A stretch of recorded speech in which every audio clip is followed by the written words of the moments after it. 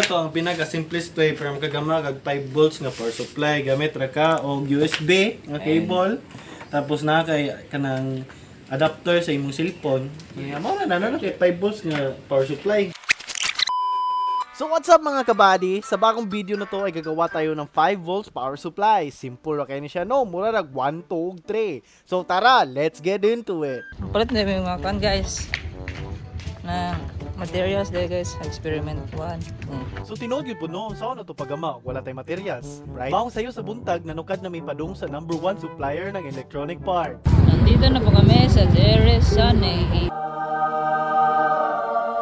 Of course, pag umana magpalit, excited kayo may manguli para makagama sa experiment essay. Pag-abot na mo, naginuktok sa mo pila ka minuto kay ga-check sa laboratory manual kay nay instructions. Sige, usa to magsugod mao ni ang mga materials nga gigamit para sa 5 volt power supply. Number 1 is USB cable. Pwede ra mo kuha sa mga guba nga mouse or keyboard ug naasad mo yung charger wire nga guba, pwede ra sa kaayo. Ikaduha, 22 AWG solid wire. AWG stands for American Wire Gauge. Wow. Red ug black gamita basta kay solid atong gamiton.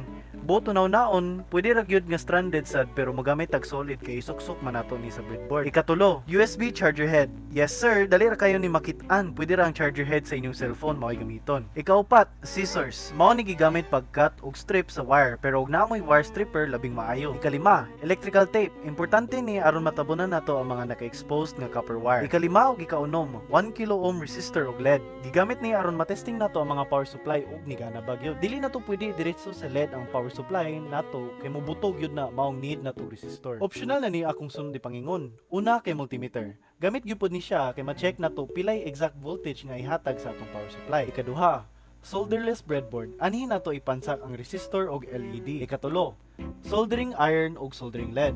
Gamiton ni aron ma-secure na to ang connection. So kompleto na siya bay. Maong magsugod na ta. Una na itong buhaton kay atong i-expose ang wires sulod sa USB cable.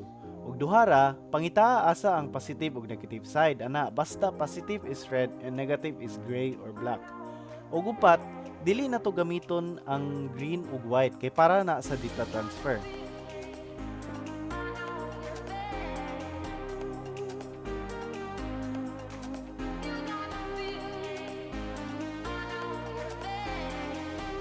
Sunod, strip na to ang wires aron ma-expose ang copper niya.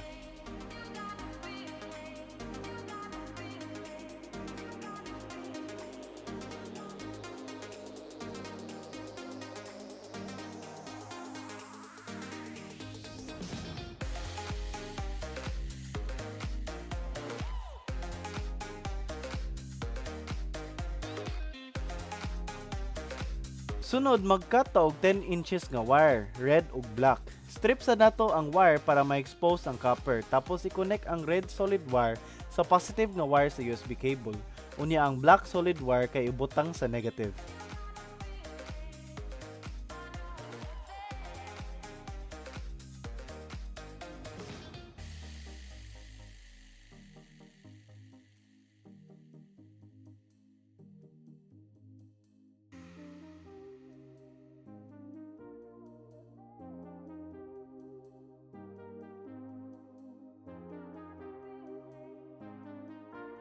Kani, na kay duha ka choice. Pwede ra nimo ni electrical tape dayon or atong isulda. Pero mas maayo gyud og isulda kay aron dili tandugon ug mas secure, di pareha sa imong relasyon. Isulda ra nato ning duha ka connections. After ani, magbutang na ta og electrical tape sa kung asa taga-sulda.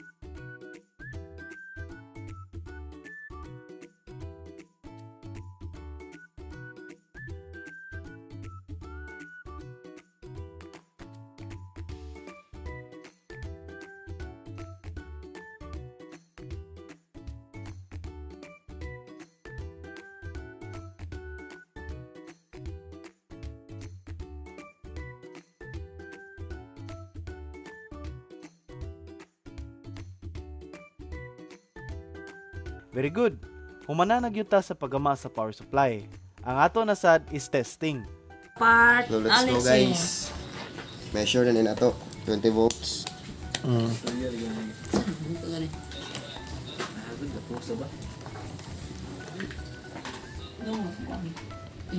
Kuya kayo guys kay ang pagtanaw na dre walay ni gawas kay ang rason pud gyud wala man saksak. Subyo gyud sa kayo no. Ga-testing pero wala gisaksak sa charger head. Isaksak gyud nato na. So awa dapat above 5 volts na mogawas.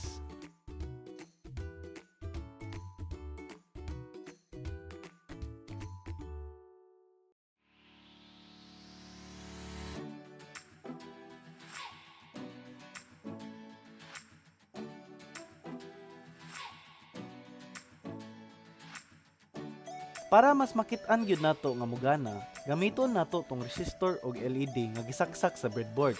Unya, tarungon lang nato og connect asa ang positive ug negative side. Ka Alexis. Testing guys. Check na dra. Patay wani on. Wadi na It's a sude. prank. Wadi na sude. This is group B. Kalmo mo. After saksak, i-test ko siya. O pilay kuan magawas. Sam mo ko. Rules. Pilay magawas. Positive to positive, negative to negative. Ang magawas kay 5.9 yapon, which is pareha na 5.94. Ato siya yung test anong LED if musiga ba. So positive ari sa resistor, negative ari sa negative kuan sa LED. Wow. Musiga siya. Pero guys, atang umitag tester para ilag pilay volts.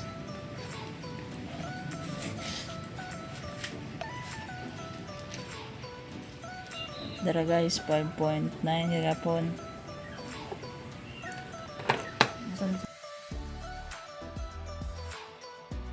So ingato ra kadali ang paggama og 5 volt power supply. Unta namoy nakatunan sa atong video ron. Peace out mga kabady.